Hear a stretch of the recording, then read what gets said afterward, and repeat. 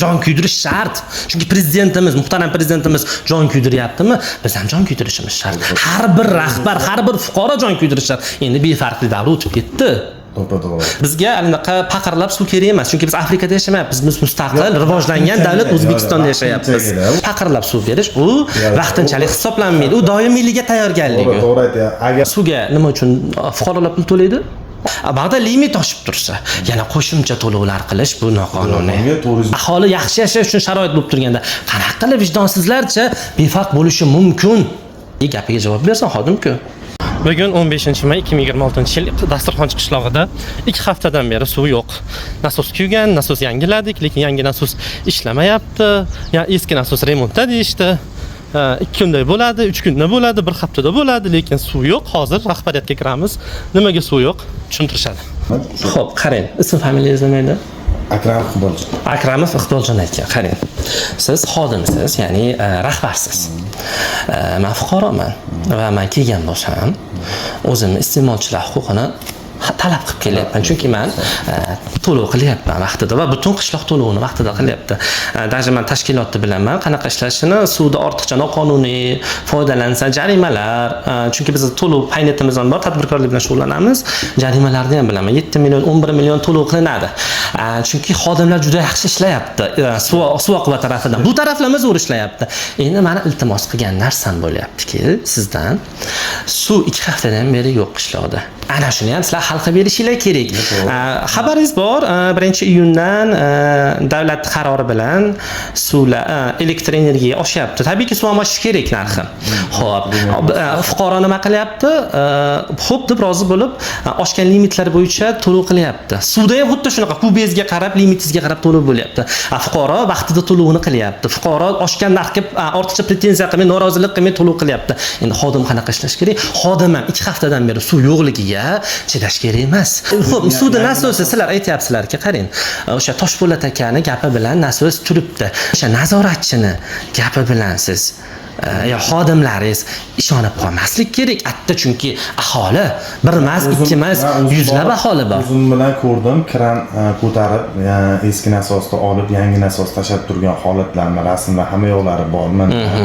Prosta men aytmoqchi bo'lganim, yangi qo'yilgan nasosda jicha shu muammo 10 lik nasos o'rniga 20 lik nasos tashlangan hisobiga shu muammo kelib chiqib qoldi-da. O'shaning uchun shu suv bo'lmasam davlat suv bilan ta'minlangan. Xo'p, men mayda boshidan beri siz baqacha ham kelmagan bo'lasiz. Yo'q, kelmay. Men telefon qildim. Menda har bitta zapislar bor. Suv oqivaga bormay, o'zi elektrositga yetadi. Kerak emas. Hammaga tinchlik kerak. Muhammad Rizo xodim bilan gaplashyapti, aytadi. Aka, bir kunda hal bo'ladi. Aka, kechgacha hal bo'ladi. Men yosh bola emasman. Men uni bir qarindosh emasman, meni aldab qo'yadigan. Men aytdim. Men unga ogohlantirganman. Xo'y, siz fuqaro bilan gaplashyapsiz, va iste'molchilar huquqi bor. O'ylab gaplashing. Har bitta gapingiz davni ogohlantirganman. Xo'p, aka bugun hal bo'ladi, kechgacha hal bo'ladi. Gapiga javob bersin xodim-ku. Hozir men o'zim aytdim. Men sizlardan nima talab qilaman? Men sizlardan pul talab qilib kelganim yo'q. Men sizlardan ortiqcha bir iltimos qilib kelganim yo'q. Men o'zimni haqqimni, suvimni, to'layotgan suvimni so'rab kelsam bo'ladimi? E'tirozingiz o'rinli. Hozir men o'sha narsani topshiriqni berdim. Xudo xolasa o'zim ham yetib boraman. Siz va'da berasiz-a? Rahbar sifatida. Shu narsani bugun Xudo xolasa qo'limizdan kelgancha bartaraf qilib suvda yetkazdiramiz. Uzog'i yo'q, qarang. Bizga anaqa paqirlab suv kerak emas, chunki biz Afrikada yashamayapmiz. Biz mustaqil, rivojlangan davlat O'zbekistonda yashayapmiz. Xo'p, vaqtinchaga men buni tushundim, lekin 2 haftalik, yo'q, 2 haftadan beri tushunib turibman. 2 haftadan beri berilayotgan unaqa suv berish, paqirlab suv berish, u vaqtinchalik hisoblanmaydi. U doimiyligiga tayyorgarligi. To'g'ri aytyapsiz. Agar mobodoga deyapman, bilgilarda quduqi ham borda o'zini. O'zini qudug'iga misol 2 tonnalimi, 6 tonnalimi quduq qo'ydi. Va qanchasi nasos kuyib yotibdi. Chunki suv qachon tugagani ham bilmaydi. O'shanaqa holatlarga kerakli, avariya holatlarga suv yetkazdirib berib turamiz, qudug'iga to'kib foydalanib turaveradi degan maqsadda aytdim. Bizga unaqa kerak emas. Bizga nasos ishlash kerak. Menda shunaqa zapislar bor, shunaqa o'tgan safar suv muammosi bo'lganda Toshpo'lat aka aytishdiki, Darishanada odamlar eshitdi. Turbalar eskirgan ekan, turbaga 100 mingdan pul yig'ish bu qonuniymikan? Yo'q, endi u hashar yo'lida bo'ladi. Yo'q, hashar yo'lida, lekin aksariyat suvga, yo'q, tushunib turibman. Suvga nima uchun fuqarolar pul to'laydi? Oshgan narxlarga ham nimaga elektr energiyani, yo masalan elektr energiyaga, suvga, kommunal to'lovlarga nimaga oshadi, nimaga to'lov qiladi fuqarolar? Sababi biz to'layotgan pullar davlatning g'aznasiga va o'sha g'aznadan foydalaniladi-ku. O'sha turbalar eskiradi, hech narsa sabab emas va undan qo'shimcha ba'da limit oshib tursa, yana qo'shimcha to'lovlar qilish bu noqonuniy. 400 metr. Yo, bizniki dasturxoncha. Yo, men shu aytmoqchi bo'lganim, shu tarmoq eski deb portalga ham chiqildi. Bu holat bo'yicha bizda zaxiramizda 100 metr tarmog'imiz turadi, berdik. Uni ham tortilgani yo'q. 400 metr tarmoq so'radi. Endi hozir hokimiyatning mablag'idanmi yo o'sha boshqarmamiz mablag'idanmi qilib bitirib o'sha masalani yechimini qilmay harakati bor. O'sha men aytmoqchi bo'lganim, siznikini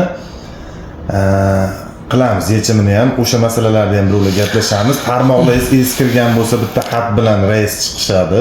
U endi bizda faqat ta'minot boshqarmamizda 19 shahar tumanida o'sha nima masalasi bo'lsa boshqarma hal qilish. Agar nima desam bo'ladi? Qurilish ishlaridan tashqari bitta narsani aniq bilaman, davlatimiz rahbari ham, tepadagi sizlarning rahbariyatinglar ham, viloyat, respublika imkon boricha men aniq shuni aytaman, odamlarning muammosini hal qilib beringlar, suv yetkazib beringlar, muammoni hal qilinglar. Chunki davlat fuqarolarga jon kuydiryapti. Endi qolgan fuqarolar ham, bunaqa tashkilotlar ham, mayda tashkilotmi, yirik tashkilotmi, endi holatiga qarab jon kuydirish kerak har bitta odam. Har bitta odam jon kuydirish shart. Chunki prezidentimiz, muhtaram prezidentimiz jon kuydiryaptimi? Biz ham jon kuydirishimiz shart. Har bir rahbar, har bir fuqaro jon kuydirishi shart. Endi befarqli davr o'tib ketdi. Masal, ko'ryapsiz o'zgarishlarni qishloqda. Yangi maktablar, asfaltlar bosib berildi, open budjetsiz, har taraflama aholi yaxshi yashash uchun sharoit bo'lib turganda, qanaqa qilib vijdonsizlarcha befarq bo'lishi mumkin? Ya, befarqlikni oldini olamiz, masala yo'q. Mana hozir 2 haftada keldim, sabr qildim, kutdim, fuqaro sifatida kutdim, o'g'nalib qolar, suv tuzalib qolar dedim. Keldim oldingizga va siz menga rahbar sifatida va'da beryapsiz. 15-may 2026-yil bo'lyapti. Men o'zimni syomka qilyapman. Xudo xohlasa bugun erta hal bo'ladi suv. Undan ko'p ketsa, undan men ko'proq krupniy plan bilan video murojaat bilan kelaman. Ma'qulmi, kelishdikmi?